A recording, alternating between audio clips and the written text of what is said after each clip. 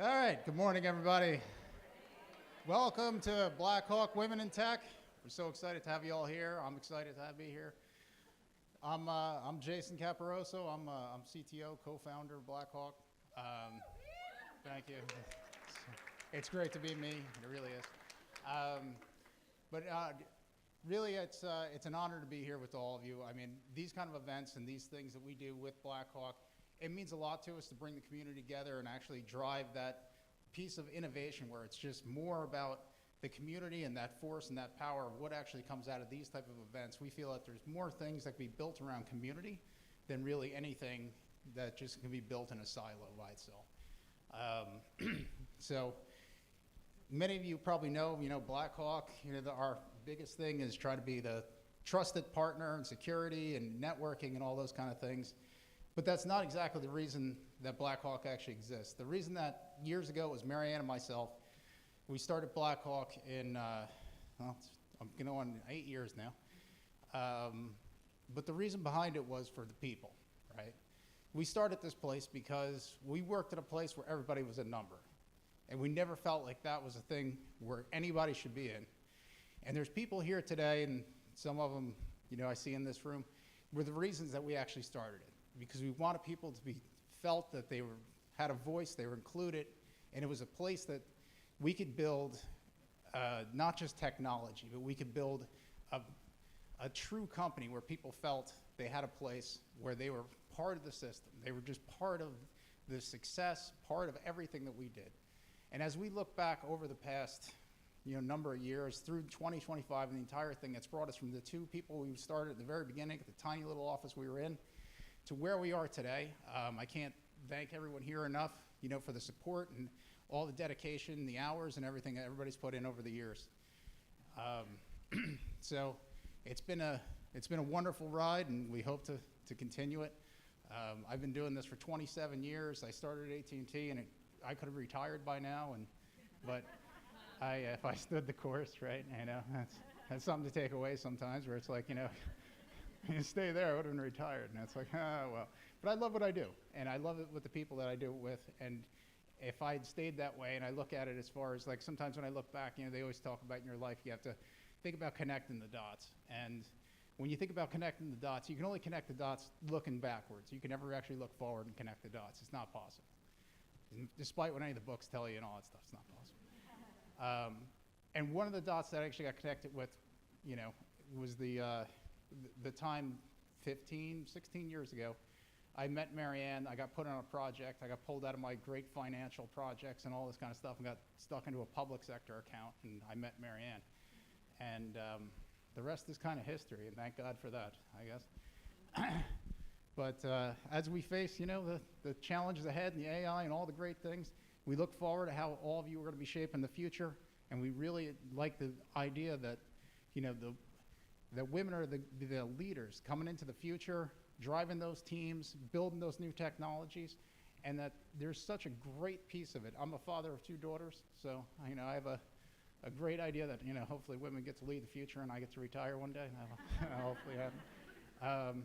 But thanks again for everybody showing up here today, and the women that we have coming up on this panel, absolutely fantastic, great innovators, and it really speaks to the success of when women are put in a place where they can thrive and expand and actually have their own view on ideas. So please join me in welcoming our first panelist, Kim Carlton. Kim comes from Intel, a great innovator, driving the next force of hardware. And so then our next panelist is Pam Johansson. Pam, advisory board member here at CRM. And then Alex Stanton from Arctic Wolf, a pioneer in how we actually treat software.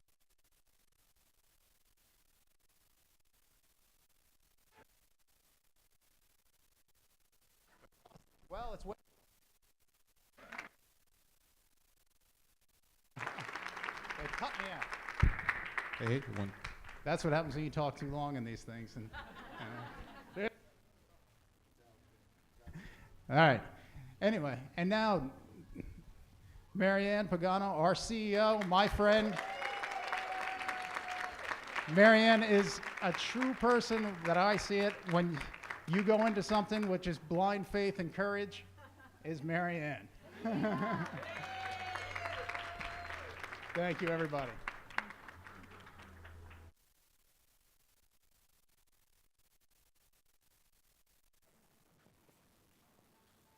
Yes, I still use paper. We tried the iPad, but I sweat through it. Good morning, everyone, and thank you very much for joining us. I'm really so thrilled that so many of you took your time out today to come here and be with us today. Thank you for those that are online joining us as well. Today we're going to talk about our lessons from the climb, some of the things that we had wished we'd known sooner. Today you're going to hear a lot of unfiltered stories about our real climb to the top, our messy steps, our bold moves, and the what were we thinking moments. I've shortened that one up for the camera. I'm going to have the panelists kind of give a brief introduction, but I think I'm going to ask you guys, if you had to pick one word to describe your climb, what would it be? I'll start with mine, which is resilient. Mine, I'm Alex Stanton. Mine is unscripted. Kim Carlton with Intel. Mine is evolving. Pam Johansson, Transition America's cybersecurity company. My word is perseverance. So good morning, I'm Wendy Welch with Microsoft, and my word is unexpected. I kind of chose that one, too. Funny. We're going to do a quick icebreaker question. It's funny because this question came up as a Q&A at the end of last year. And I thought it was an odd question. I thought it was a funny question. So you guys are all getting ready. You're coming to New York during the holidays. We have the gala this week. Do you check a bag on your plane, or are you carry-on only? I'm going to start at Wendy. Carry on only. Carry on. Carry on only. Should we say why? Like, You can say why. So I have a funny story with mine and a lesson from my life. So it's when I learned early in my career. I was living in Dallas, Texas at the time, and I was going to Fort Wayne, Indiana, so very small little town in Indiana. Flew in the evening before in my 20s, whatever sweat clothes I'm sure I was wearing at the time, sweatpants and whatever, for a 9 a.m. meeting with the leadership team. And the airline told me they lost my bag. So I thought, great. And how do I become presentable by 9 a.m.? And Walmart is the only option. So 8 a.m., frantic trip to Walmart to come kind of presentable, not feeling great about it, to this meeting before Walmart could be cool, because today it can be kind of cool. This was a long time ago. So I truly learned a lesson. Like, I learned that control the stuff I can control. And I didn't show up to that meeting as confident as I wanted to be. Control the things you can control, and checking a bag or carrying on a bag is one of them. So that's why even this week, even when I had to fit in the stuff for the gala, I was not going to check a bag. Carry on always. I'm 90% carry-on, and then I emailed them actually yesterday morning on the way here, and I was like, I regret to inform you, I've made the difficult decision to check a bag. I could control how stressed I got about fitting it in one bag, and I wasn't going to do it. So I went up a size. So I checked a bag, but normally I carry it on. I am check bag. It's not how many, it's how many check bags. Usually it's at least one. Sometimes it's two, I'm not going to lie. All right, so I think we're ready. Let's get started. So let's talk about how it all got started. What's one mistake or setback early in your career that may have changed the way you worked or made you stronger? Oh, don't sit next to the... No. You're always first up.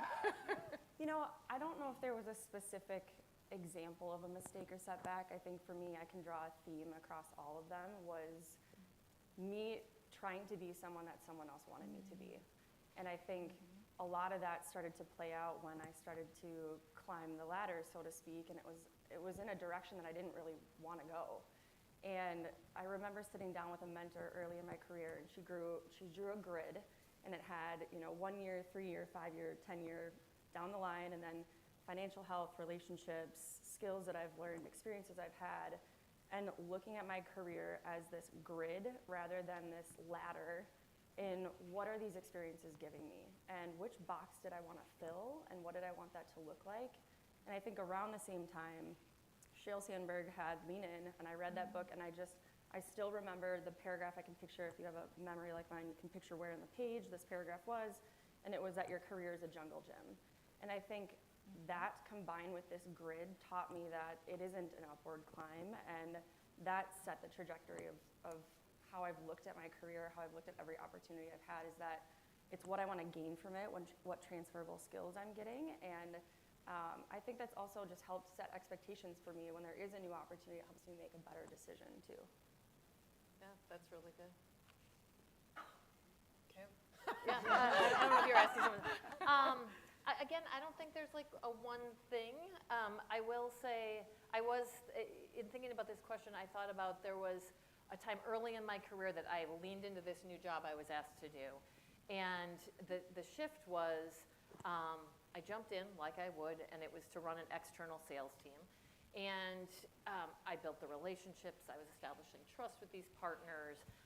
Very quickly, my company decided that was not what we were going to do. We were actually going to go a whole other direction, and my new job became I had to unwind it all. So I had to notify them they were ultimately not going to work for us any longer. I had to build the transition plan.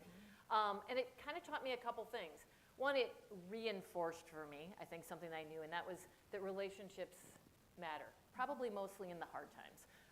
Because I had established trust, because I had built the relationships, something that was pretty painful for these companies, we were not going to be working with them any longer, was a very comfortable, collaborative transition.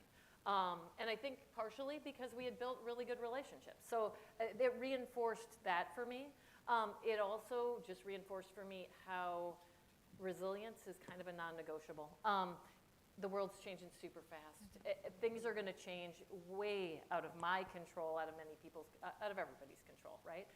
The ability to roll with what happens next is hugely important. So I think that's what the lesson was for me in that, is that the importance of the relationships really, really matter in what you do, and being resilient, being able to kind of just roll with what change happens. Those were the lessons I took from that experience. Agreed, absolutely. So let me start off with this one. Hopefully this resonates with you. Quality versus quantity. Does it sound familiar? That was one of my very first mistakes. I thought if I could do all these tasks, this, it would be amazing, and people would notice me. But the reality was, guess what? More tasks kept coming because you know what? She could get it done. And so a really wise vice president told me, you know what I mean? It's not about, hey, I've done 100 things and that's going to be recognized, because if you have no outcome, it doesn't mean anything. So you could do 3 things and you could have an outcome. And so that's kind of my big mistake that I found out, but it's carried through my entire time, okay? It's about the outcome. It doesn't matter how many tasks, it's did you get it done? That's a really good one. That's a good point. I think we all do that. Yeah. Exactly. So I thought about this, and I was like, there's a long list of mistakes I've made along the way. But look at the larger arc of my career. And for me, I think it's early, I let a little fear hold me back. And frankly, as I look back over my career now and where I think it'll continue to go in the future, I probably wouldn't change anything, because it's everything combined got me here. But the big fear piece was, for me, moving from services and service delivery over to sales. My first real sales role, carrying a bag, having a quota, I was 40. Now, along the way, I made a lot of salespeople a lot of money. Right. With add-on sales and after sales, expansions, but I was always just intimidated by the notion of quota and commission, and I didn't see myself as a salesperson. So when I look at especially early career of the interns that I experience and women coming into tech, I now encourage them, lean into sales. It is a fantastic space for your career. It is a fantastic space for women, especially in technology and in the channel, because it's still about the relationship. So that was for me of what did I enjoy so much about the service delivery or implementation side? It was looking at the outcomes and how I could impact the customer, my teams, and my colleagues. And I had to get through this mental barrier of how I perceive sales and a little bit of my fear that sales is an extension of that. And it actually put me earlier in the process so I could work with the customer to design that objective and then help them succeed. And then I think for women, be it if you're single, if you're in a relationship, I think financial independence is incredibly important. And I think sales and tech sales is a great space for women to go and achieve that in their career. It's actually a really good point, because I think a lot of females, I was intimidated on sales. As soon as you say the word quota, it's scary. Yeah. So I think it's a really important thing that women lean into the sales side of the house, because it's financial independence, right? You kind of set your own way. So I think it's really good. I love that. Yeah, that's good. Then you get used to being a seller, then you're okay with it. Just be never selling. forget that commission is variable. Then you're Exactly. Sometimes you're poor, sometimes you're not. Let's talk a little bit about self-advocacy. I know that self-advocacy, is a big thing. Was there a time when you realized that you had to advocate for yourself, right? I think for me, my whole career, I never really advocated for myself. I never really thought about myself and my own job. I just kind of did. I was like just a doer. But there comes a point as you mature and get older that you have to be an advocate for yourself. Was there a time, Wendy, for you where you knew you had to be an advocate for yourself? So I'm going to stay on the financial theme. It wasn't totally my intention, but I've landed there. Again, I was trying to look back, like some of the larger arcs in places where I felt that I've been very bold. And for the most part, not every single negotiation, but many key negotiations, I was really bold on the compensation package. In the more, kind of like last 10 years, I leaned on women in the channel, colleagues, as you're going up a level, understanding what does compensation mean at different levels, what is my market value, do your due diligence, especially if you've been at the same company, especially if you know that your company is paying under market and you're looking to make a leap. You need to have your data and understand your data and go into negotiation with confidence. I've been so confident at times, my husband has said, like, what are you doing? That's a great offer. Like, don't push back. I'm like, no. Like, I know my value, and sometimes I know what the men are being paid, and I'm going to advocate for myself. Because if you're not willing to advocate for yourself, no one is going to do it for you. And there has been a time that I didn't do that. And I later learned how much money I left on the table. And then you have to decide, well, what do I do now? So I actually turned to a woman who used to sit in this room and asked her for some advice.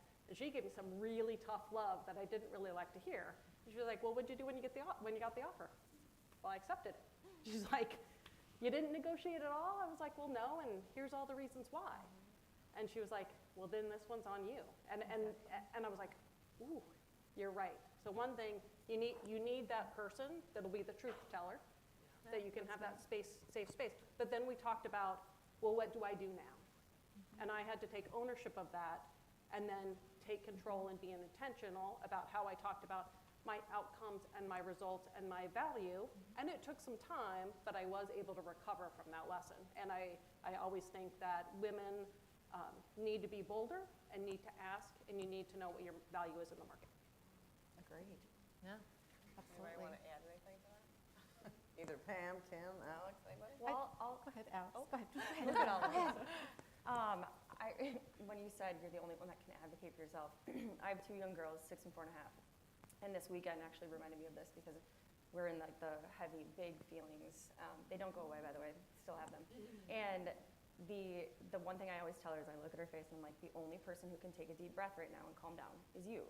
And and when I thought about this, I was like, that's very similar to this. Is the only person who can consistently speak up for you and consistently advocate for you is you. And I actually thought of an example early in my career. I had this project that I was really excited about. And it was something that I knew was going to make my life easier. And I knew clients were asking for it. I knew our team members were asking for it. But it wasn't necessarily something my manager saw as this like big solution. I was like, ooh, how are you not as jazzed as I am about this idea? And it was at that point that I realized if I cared enough about this, I needed to keep moving it forward. And I needed to be the one that came with the solution and put it forth and kept talking about it and was continuing to be loud about it.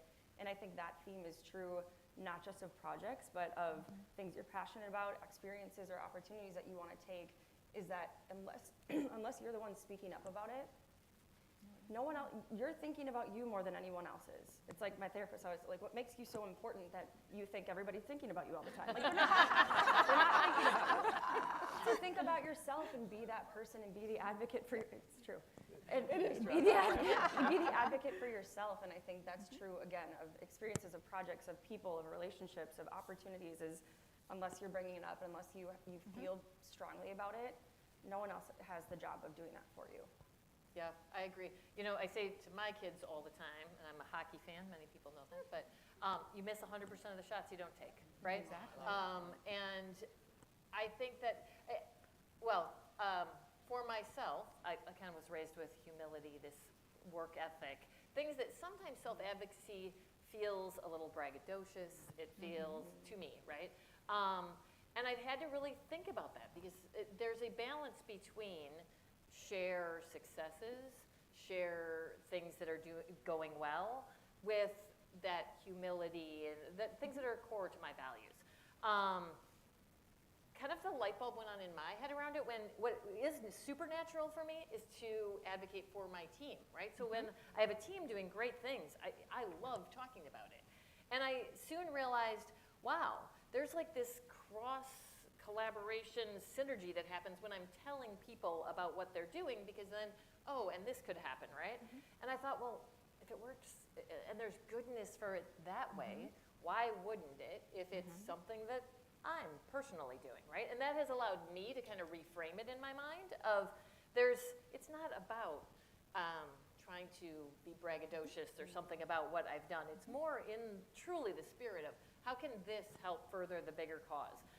So I think just reframing it has helped me a little bit. When you're a leader, you have to, just like you're saying with your team, when you're a leader, you have to set the example that you want your team to see.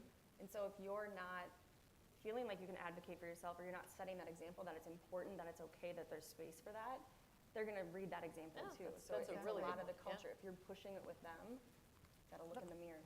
I'm going to take it a different direction for a second, and this is really, not that all of this was like wonderful and counts, but one of the things that I found out is that, leaders, your boss, is incredibly busy. And they don't have the time to see what you've been doing, right? And this example happened for me with one of my bosses. I sat down to get some feedback, and that particular person said, "You provide no value." And they're like, "What are you talking about? How could that be possible? I've been doing this and this and this and this and this." And so one of the things that I decided as I walked away, feeling awful, was that, I wasn't going to let that stop me. So I went back, and this was the thing that I kind of asked you to do, kind of as an action. I took the time, and I started identifying, kind of in a year by year, kind of that concept, but what things had I accomplished? What goals had I achieved? What roles had I played? And so I took that information back to my boss, and I said, let me really paint the picture, okay? My boss had no idea that I had been doing those things. And so that's where I say to you, it also makes you really feel good, because you forget. Oh my God, I forget all this stuff that I've done. But take the time to write it down, because that also builds your confidence to go back and have the conversation, to talk to that particular person and say, you know what, I did this. It changed the dynamic of the conversation. Kind of in alignment, it's your team too. So every time your team does something, make sure to send that email. If they've got some really great kudos or whatever, send it up the food chain. Because you know what? That's the very best way to acknowledge them as well.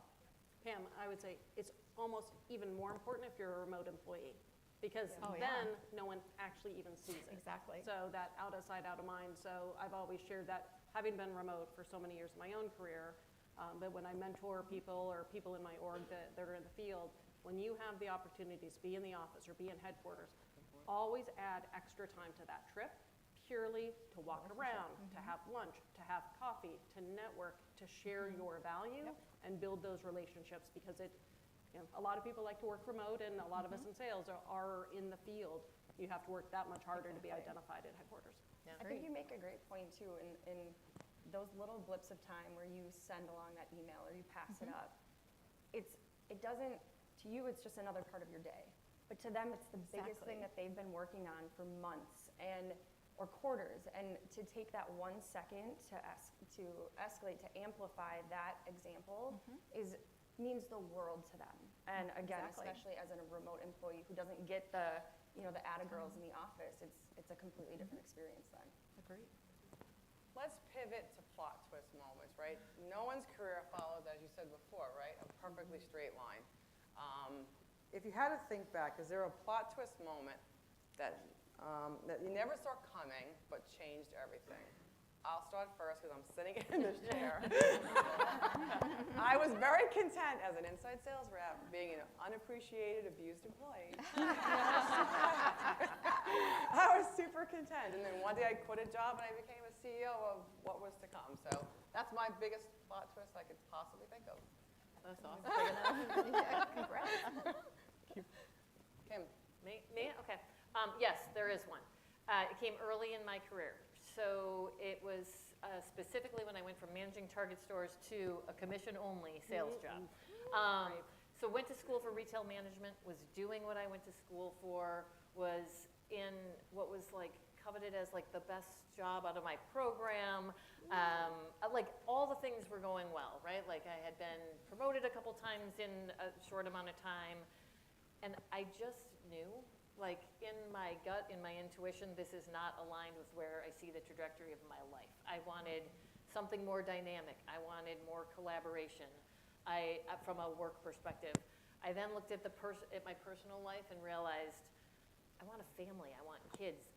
This weekend and night thing is not going to go well with that, right? And so I don't know what I was thinking before, but when I was in it, I realized. And so I interviewed with a wireless company. I got a job at a commission-only sales job. I bet on myself. I moved to Chicago, and I never looked back. Never looked back. It was the best thing I ever did. I was energized. I loved what I was doing. It was the start of what I do today. But that was a plot twist I did not see coming. And I'm super glad that I took the risk, bet on myself, and did it. And I'd encourage everyone to do the same. Like, listen, we as women, and there's men in here too, but I think it's known that women have intuition. You know what you're feeling, what is right. Listen to that voice. Listen to it. And I think when you take action, you just feel like you're living in more harmony with what's important and aligned to your values. So very fair.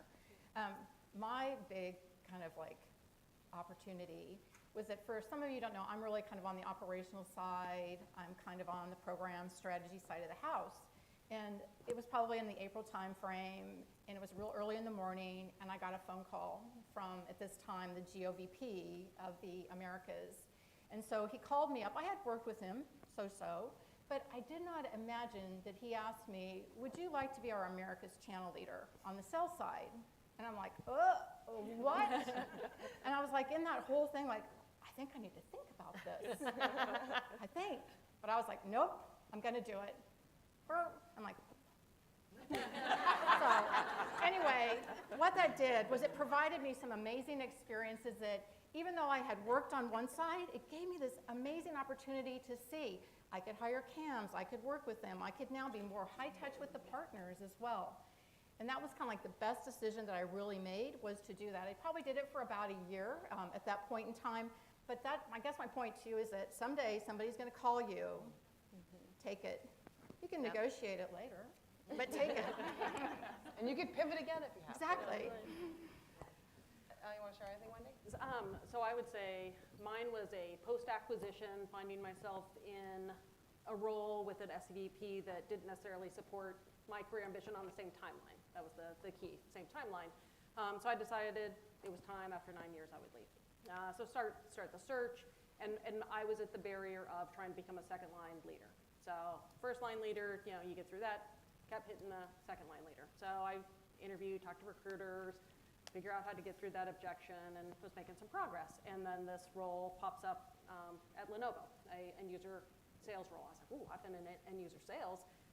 What great experience it'll be if I can get an interview with Lenovo. Like, what I'll take from that. That was the sole reason I applied. So I applied. They interviewed me for that role, but then brought me back to Raleigh for a meet and greet. And I ended up across the table from Rob Cato, the channel chief, and all of a sudden he's like, what do you think about the channel? I was like, oh, I think the channel will be a great rotation for me. Oh, I'm recruiting for a North America channel leader. I was like, huh. And long story short, he offered me the role. I never would have applied for that role. It made 0 sense on paper that he selected me. And it was a incredibly new chapter in my career that I love and I cherish. It was my first role in the channel.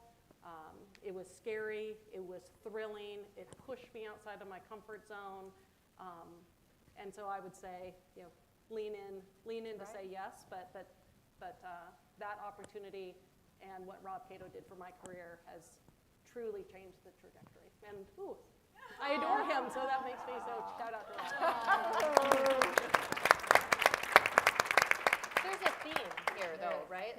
There's this theme of plot twists that we don't expect. And I think there's a lot of talk about what's your 5-year plan, what's your 10-year plan, with almost an expectation in that you know what each step is going to be. That's why I love that grid. Yeah. It wasn't this step, It wasn't this a wasn't step. this clear. Right. That's also why I picked unscripted. Because that was all of, when I think about it, you should finish your thought first. No, go ahead. I got too excited. It's unscripted, yes. That's what this is supposed to be. Mostly unscripted. Yeah. I started on, I didn't realize I was in the channel since I graduated college, really. I worked at a small MSP selling fax machines and copiers, the good old days. Then shifted to more IT consulting on the GSI side. And then I took an interview for a field marketing role. And on paper, the job description sounded awesome. All these skills I wanted to learn, that's again the lens that I was looking at it through. And meanwhile, I'm like, what is field marketing? Like, what is field marketing? How does it work? I don't understand.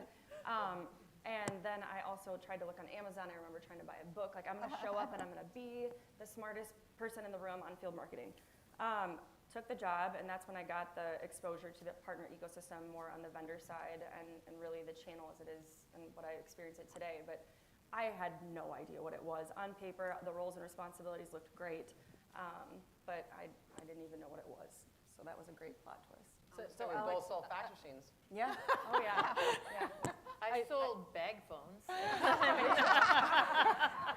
have to share, Alex, when I was interviewing with Lenovo, I was phoning a friend. What's JMA? What does MDF stand for? Help me prep for this next round of the interview. It's okay that you don't know it all. It's about what are your skills and can you go learn it? Yes. I think that also states out the fact that there's roles that people bring to you and you think, I want to be doing this, climbing, and sometimes you have to take the one that's across to get the experience that helps take you to the next level. Oh, So think 100%. about that.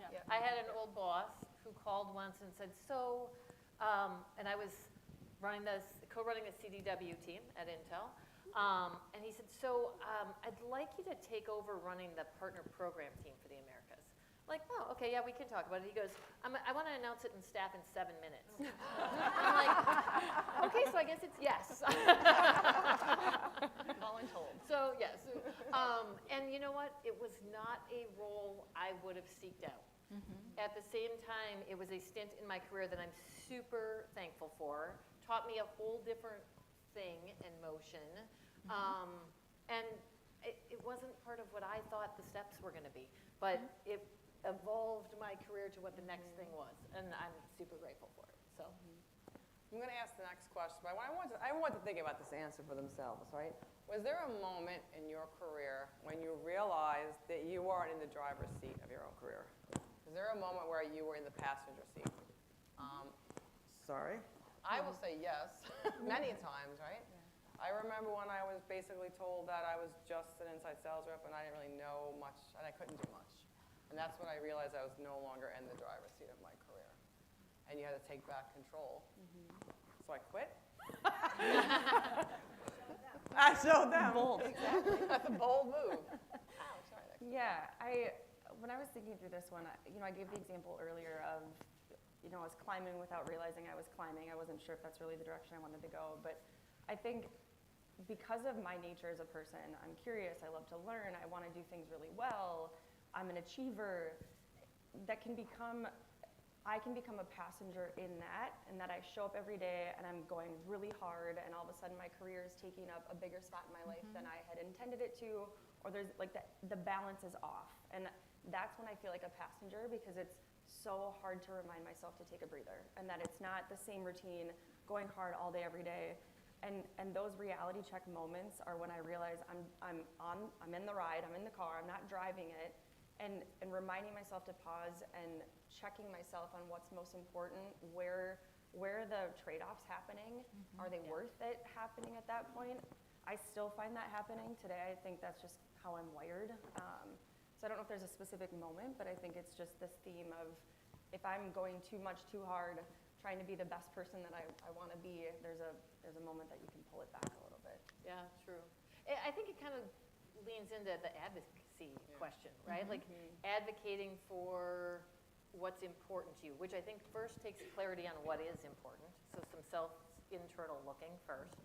I mean, my experience in that was, my husband and I were living in Portland. I worked for Intel there. We had lived in Dallas, Texas for 3 years. We are originally from the Midwest. And so we've been gone about 8 years from the Midwest. I loved my job. I loved what I did. But like the personal side, something was missing. Like the connection with my family was harder. Where I wanted to raise my kids, like all of that, like I felt this tug. And so I think what it said to me was, I'm the only one. Kind of like what you say to your daughter, you're the only one that can say something. So I said to my leadership team, I really don't want to leave Intel. I don't, but I need to move back to Chicago. And they listened, and they created a job calling on our biggest wireless customer there. And I then took that job, and we moved. And it dramatically changed my life. And it's kind of one of those lessons. Maybe this is you miss 100% of the shots you don't take, or the self-advocacy. If you're not thinking about that for yourself and sharing it, no one knows. Yeah. So you kind of, it's on your own responsibility to, one, be clear of what's important to you, and then secondly, to voice that, I think. I have a story. One of the things that had happened to me was that I was in, again, a channel kind of operations role, and in the organization, my leader decided it'd be really great to give another person this job, okay? You always think about that person that wants to do these things, but probably you know that, I don't mean to say that channel can be hard. Would you agree? So they gave this job to one of my peers, and this particular person was going to do the role, and I was devastated. I was like, gosh, I've been doing this forever. So I go do the sales operations job, this particular person gets this role. But the one thing I want to share was that you kind of have to trust the process, because I figured that this particular person over time would not like this job. And so it ended up back in my lap, because what it was realized by my boss, which sometimes you have to let things play out, is that there takes a certain kind of expertise in this space that not everybody can do. You come in, you learn it, don't get me wrong, but it just can't be, I do this job today and tomorrow we'll just switch you out. And so that's kind of one of my examples of what happened for me. And I got the job back in about less than a year, because that particular person, it was not what that person wanted to do. So again, trust the process. So my reflection on this is similar to Pam. It's when I feel like I'm in the passenger seat, it's because I have forgotten in the moment that I have choice. So change is constant. The rate of change in our industry is unprecedented. And so what is happening? Acquisitions, consolidation, reorgs, new leader, unexpected leader comes in. All those things then sometimes have impact on your career. Sometimes a new leader comes in and offers you something and taps you for something, and it's acceleration. So I've learned, when there's those moments of change, be a little patient, like take a breath, be a little patient, see how things settle in, but also don't be passive. Because your choice is, this new environment is positive for me, it will continue to map to my career goals, or actually the org has moved in a direction that no longer aligns with my goals, so I need to make another choice, and that's okay. But if you want to be in the driver's seat, you have to be intentional and understand that you can control the outcomes, not let it happen to you. Yeah. Completely agree. If you guys could pick one word to describe a bold move that you made, what was louder for you? Either fear or intuition? One word. Which one? Fear. Fear? Yeah. One word. Fear or intuition? Intuition. Intuition. Fear. Intuition. Fear, for sure. If you have, everyone think about non-negotiable. We talked a lot about non-negotiables, right? What's a non-negotiable for your job, right? For me, it's self-respect. For me, it's integrity. It's purpose, right? Think about your 3 non-negotiables. If you had to pick 3, what 3 would you pick? Alex. Your eyes are burning into the side of my I actually did this recently, but I took the angle more of if there's a strong business partner or for team members on my team, what are the non-negotiables of being on my team and being a strong business partner? And the first one was own your growth and build your path. Like curiosity is not an option, and we own our own development. So be a part of self-advocating, be a part of making the choice and putting yourself forward, because otherwise you're putting it on people who aren't thinking of you all the time as number 1. The second thing was say the hard thing and do the hard thing. So there's going to be conversations, there's going to be projects, there's going to be things in your job, in your life all the time that are difficult, and those are where the most change happens. Again, why fear was probably the driving factor is me, like, I know it's good to be uncomfortable. So saying and doing the hard thing, acting with conviction, and then following through on those things is huge. And then being all in for yourself, for others, for your team. Like showing up as you, championing the other people on your team. We're all on the same team. Like there's oftentimes that you sit and you're like, hey, remember we're all at the same company. We're trying to do the same things. So I think when I think through that and my team and the people that I want to work with, I think that embodies a lot of the things that I've learned throughout my career too. That's awesome. I have 2. One is it has to be a role that allows me continual growth. And that has changed. What that definition has changed over my career. First, it was about how do I acquire the skills I need to continually be valuable. Now, that looks a lot to me like that in addition to how do I help others grow. So I have this theme of growth. I say all the time, ABG, always be growing. Because I think, the continual ability to stay current on what you're doing, one, it's exciting for me. I like that. But also, I really think it's important in today's world to just continually be growing. So growth is one of my non-negotiables, and I think the definition of what that can be can change over time. The other one is, I know for me, and I've talked a little bit about this, core to me is the flexibility to have time with my family. Without that, the rest doesn't matter to me. I can have the best job, I can make the most money, but without the time for my family, that part does not matter to me. So those are my 2 non-negotiables. They evolve over time, right? They even evolve what that looks like. I now have like teenage and college kids. It looks different than it did when they were 3 and 4 and 2. So the what it looks like is different, but those are the 2, and they're non-negotiable. Ditto, ditto, ditto, ditto. It does change, honestly, and I will say that respect is always one, trust is always one, but family. I have elderly parents, and life changes for you. So when you let your priorities out, what's important for you in your job role, you have to go, for me, I got to say family. I got to pay attention to that first, and then the rest kind of falls behind. I'm going to agree with all of that, so I'm just going to add one word, which is fun. Oh, We spend yeah. so much time and energy in work. If it's not fun, then it's probably not the spot for me. Exactly. Sorry. I got totally distracted. I love that part, because I tend to want to have a little bit of fun. I mean, I'll work really hard, but I'm like a You work have hard, to. play You hard. have to have Yeah, fun. you got to have a little Exactly. fun. Exactly. I also love the saying, because I said I love quotes, but there's a saying, and I think it ties into that. Everything in moderation, even moderation. Yeah. And that speaks to me. Yes.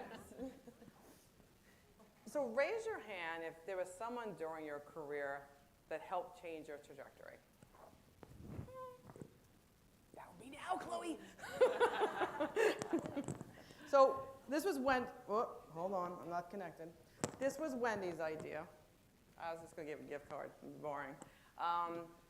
The goal was for us to pay it forward and give back. So each one of the panelists, including myself, are going to pick from here. If you're in the room, great. If you're not, we'll figure it out later. A mentor session with one of us to kind of help you guys in your career and your journey. So we're going to start with Alex. Do they know what we're doing? Like said- what this is for? Say it again.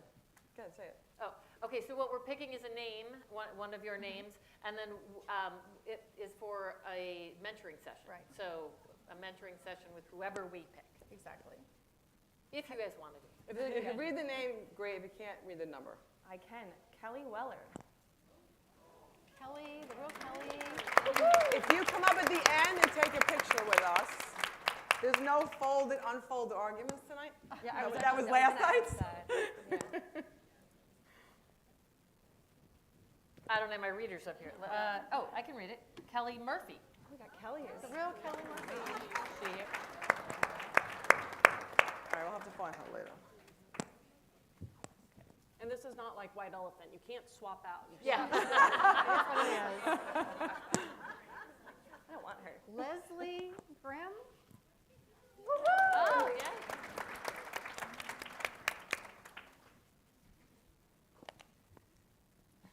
Oh, Michelle Bortz? Did I get it right? All right, here. Who drew the short story with me? Let's see. Jillian Smith.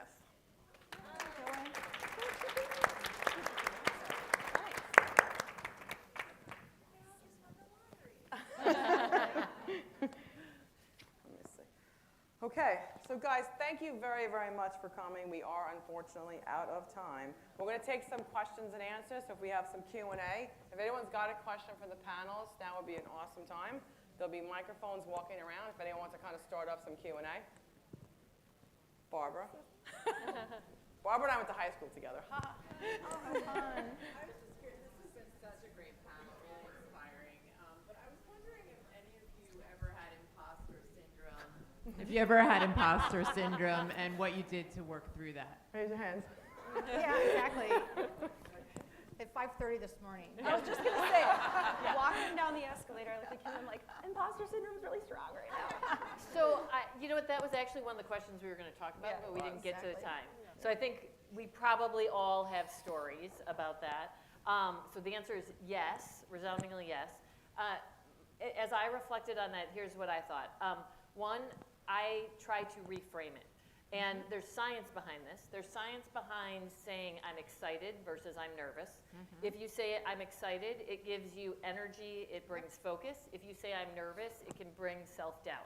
So there is a saying, again, I love quotes. I say this one all the time, especially to my kids. When facing a new situation, you always have to be just a little more excited than you are scared. And I say that to myself. I say that, I have my kids say that. But I think reframing what this situation is to I'm excited versus I'm scared or I'm nervous, it physiologically changes like how you feel about it. So I think, yes, we all have it, and how you deal with it, people have different strategies. I'm going to add a call to action because I'm very passionate about this. And I despise the term, and I think it gets in our head, and it sticks there. So my recommendation is reject the concept of imposter syndrome. Embrace that when you're uncomfortable, it's because you've chosen to stretch yourself out of your comfort zone and you're learning. It will be temporary. And if you're really stuck, phone a friend for a pep talk. Love it. Good. That was Yeah. a good one. Yay, wonderful. Any other questions? Question over here. We Lauren. have one right there. Oh, over there, go ahead. Hi. Sorry. I won't get involved. I would love to hear about a failure that you had in your career, and at what point could you finally look back and go, okay, here's what I learned from it, whether you're in it or 10 years later? You know what, we were gonna, We actually had a question about yeah, that. we were gonna ask a question about this, and what's interesting is when I reflect on it, a lot of the things that I consider failures were earlier in my career because they felt so much deeper, and I think now having experience, you realize, like, in the grand scheme of everything, it's not that big of a deal. But I have a story. I was at a company, at the time, our database was around I remember this very specifically because of the feeling I had. We had 6,000 people in our database, including partners and customers. And we had just launched a new partner promotion where to the top selling rep throughout the year, they could be entered to win a Porsche. A 1-year lease, which by the way, you have to convince people to take that after the fact because of a whole thing. Learned about that too. I emailed the whole database about this new promotion. And so now customers are seeing that their sales reps who they trust could win a car if they sell more.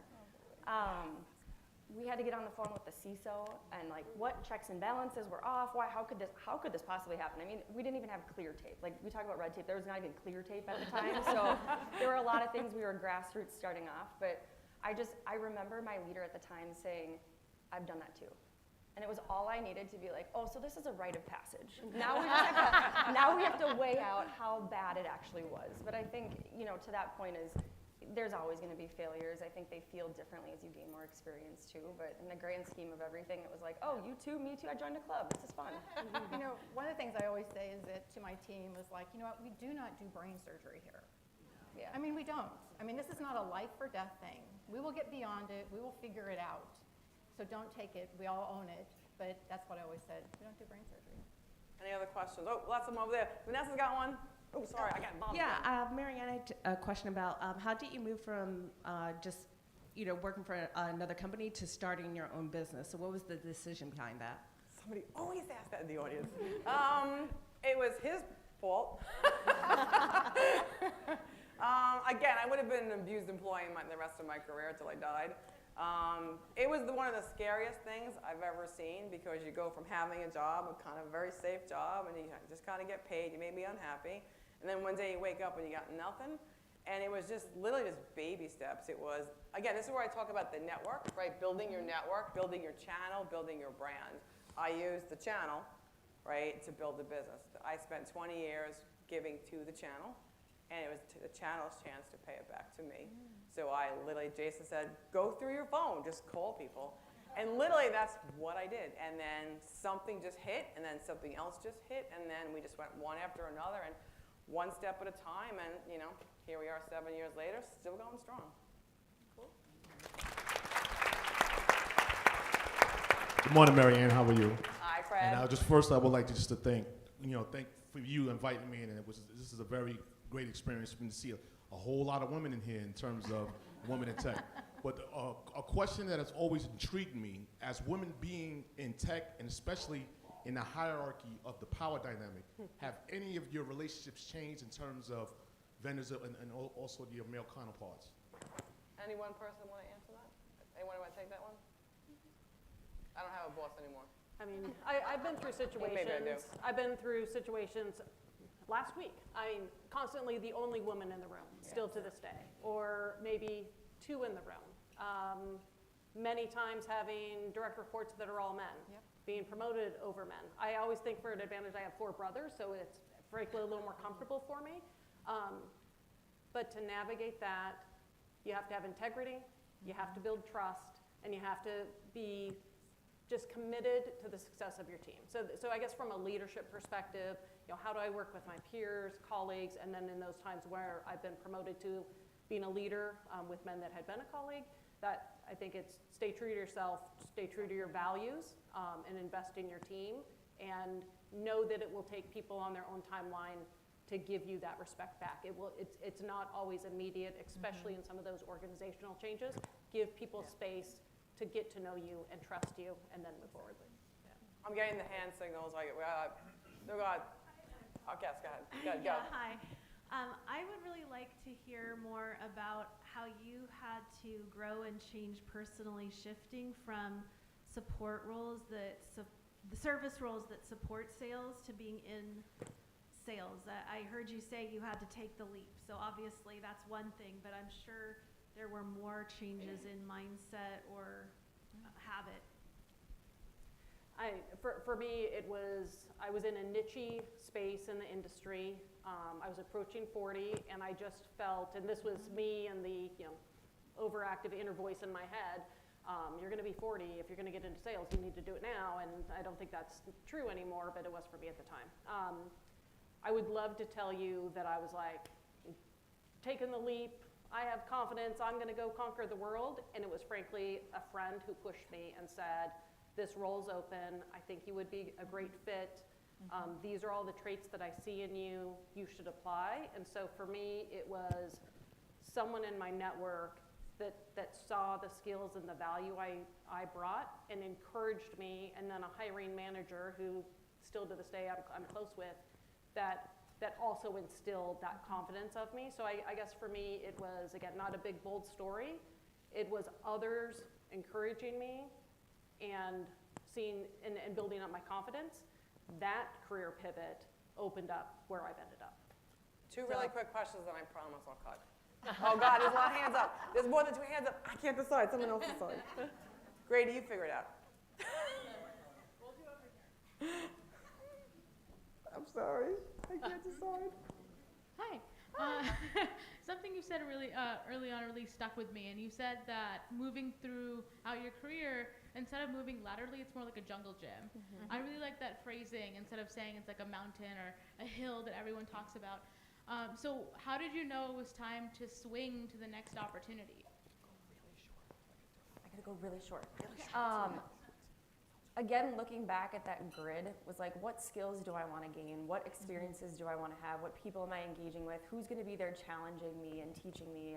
And what are the things that I can be not the smartest person in the room? Like, I want to be challenged. And that's what we should all seek to be, is you're never the smartest person in the room. So I think knowing that those scenarios are usually the ones that you're most uncomfortable in, that's where you can grow the most. One more. All right, that's me. You're it. What habits or routines do you consistently do that helped with your long-term success? Are you asking someone specific or just any? No. I think. Go. I'm a pretty disciplined person, just in general. So, like, one is I get up every day and do a workout. They've gotten shorter, and with travel it gets a little bit harder, but especially earlier in my career, I was maybe a little bit on the obsessive side of it, but I think that is one habit.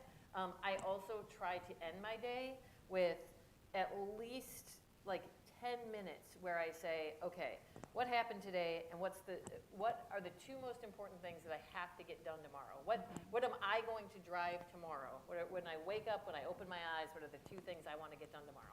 So I start my day with a workout, I end my day with what are my goals for tomorrow that I have to get done? I'm going to go a different direction. So when you think about your network and your relationships, you need to nurture your key relationships intentionally. Yeah. So I have my personal board of directors. It has changed over my career, but those 8 or 9 people that I value, that have the best insights, I touch base with them, I update them, I drop them notes. So when I need to ask for help, I'm relevant in their life. So if you're going to invest in being a mentee and that person had impact, stay relevant, because when you cold call them in 7 years of, hey, do you have a job opening? They're like, who are you again? And what? Yeah. So if it's important to you, invest and nurture the relationships. Love that. That's exactly right. Guys, thank you very, very much. Thank you for coming. Thank you everyone online. We'll be here for a while. You have more questions, more photos, whatever you guys need. If you're staying for Women of the Channel, we'll see you throughout there. Congratulations to Women of the Channel for their 15-year anniversary. Thank you again for coming. See everyone.